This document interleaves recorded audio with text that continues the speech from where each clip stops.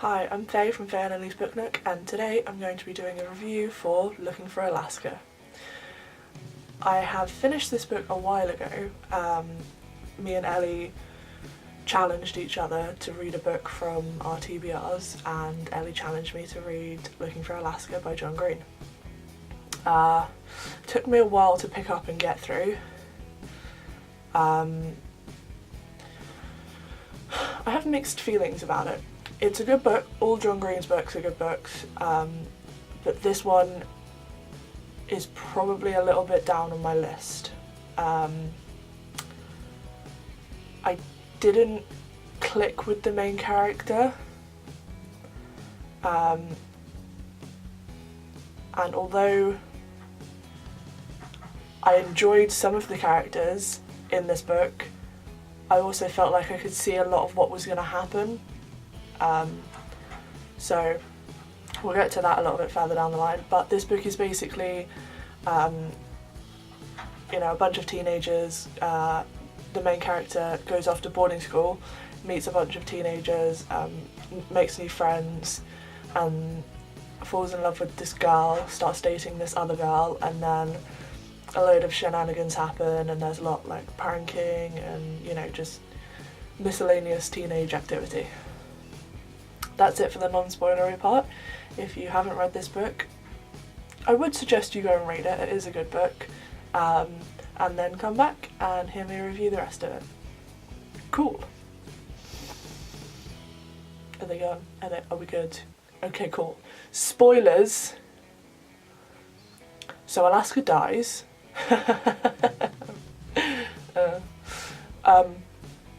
I saw that coming as soon as they were in the smoking hut, the barn, and they played Best Day, Worst Day, and they were all drinking, and I saw that coming as soon as she said, "I watched my mom die on the floor in front of me, and my father blames me, blah blah blah blah." I knew that she was going to die in that immediate moment. I don't know what it was, I don't know why, but I just knew that's what this was about. The way that John's written it is, it has before and it has after. So before is obviously leading up to something, but you don't know what, and then after is after the incident, which was Alaska dying. And then obviously how the characters all progress through it, and it's kind of like a little bit of a murder mystery. Well, no, it's not a murder mystery. They think it might be suicide, but they don't actually know, because she was drunk and they let her go off and drive. So they feel really bad about it, but they don't know if it was something more or something less. Like, was she just drunk, or was it because, of a different reason? Did she commit suicide? And that's what they tried to find out. As I said, I didn't really get along with the main character, Miles. I found him to be very, very whiny and just extremely annoying. I fell in love with Colonel.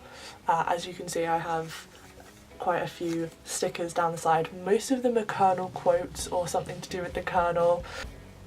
His basketball game shenanigans made me laugh so much. And his little rhymes and chants that he did at the other side's basketball team were hilarious to me, and I will always fall in love with the sarcastic, smart, I wouldn't say bad boy, but trouble kid, as it were. But yeah, Colonel, possibly my favourite character. Alaska, I found her to be annoying again. She tried to be too smart sometimes.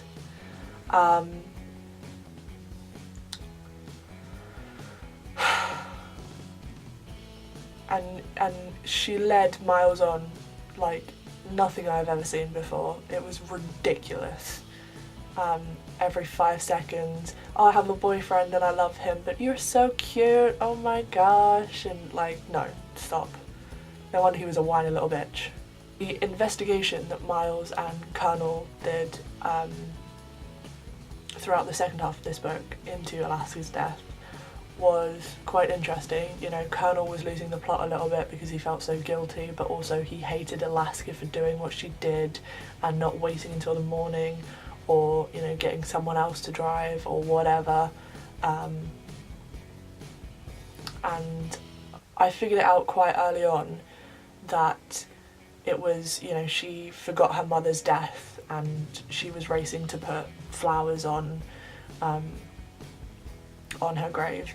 As soon as, I'm sure it was Takumi, as soon as he said, I saw her on the phone and she was doodling, I realised that she was doodling the white flowers that her mum put in her hair when they were kids, when she was a kid, when Alaska was a child.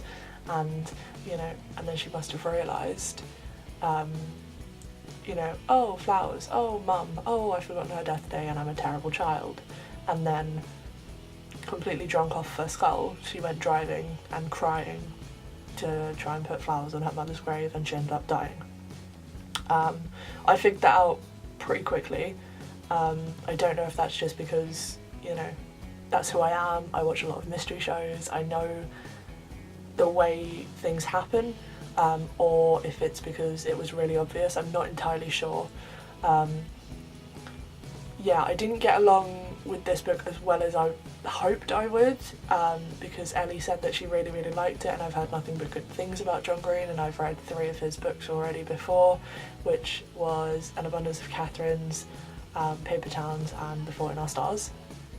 And they were all really good. I was a bit iffy with Paper Towns, but that might be because I lost the book for half a year and I couldn't finish it until after I watched the movie. So with Paper Towns I watched the first half, I read the first half, lost the book, watched the movie, and then finished the book. So that's probably why I didn't get along with Paper Towns as well as the rest of them, but I love The Fault in Our Stars and An Abundance of Catherines. So yeah, I have mixed feelings on this one, unfortunately. The only thing that kept me reading was the Colonel. You know, I'd figured out what would happen in the story, I knew how it was gonna all come about. Literally the only thing that kept me reading was the sarcasm and the sheer tenacity of the Colonel. So, unfortunately, I think on Goodreads I gave it 3 stars. So not the best book that I've read, but not the worst.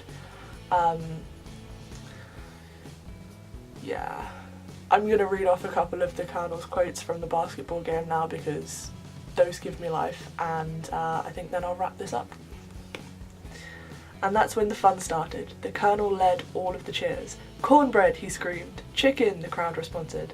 Rice, peas, and then all together, we got higher SATs. Hip hip hooray, the Colonel said. You'll be working for us someday. Like, I don't know how he does it, but these are amazing. And they're academically based at a basketball game. And I just adore the fact that he does this. And he tries and gets kicked out of every single basketball game. And it's hilarious. The opposing team's cheerleaders tried to answer our cheers with, the roof, the roof, the roof is on fire, hell is in your future if you give in to desire, which, like, calm down, okay? But we could always do them one better. Buy, sell, trade, barter. You're much bigger, but we're much smarter.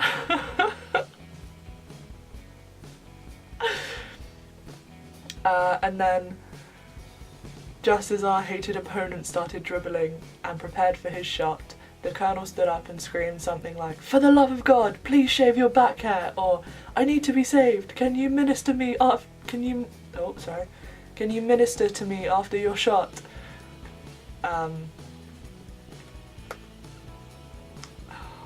It's so funny. And then Colonel says, "Yeah, once or twice I've had to go really crazy and run onto the court with 11 seconds left and stole the ball from the other team. It wasn't pretty, but you know, I have a streak to maintain." Because he's got kicked out of every single game of basketball that he has ever attended, and he has like a streak. I think it's like something like 75 or whatever. But he is great, he is hilarious, and he is the only reason, unfortunately, that I kept reading. So I didn't get along with it as well as I hoped, or I figured that I would because of previous John Green books that I've read.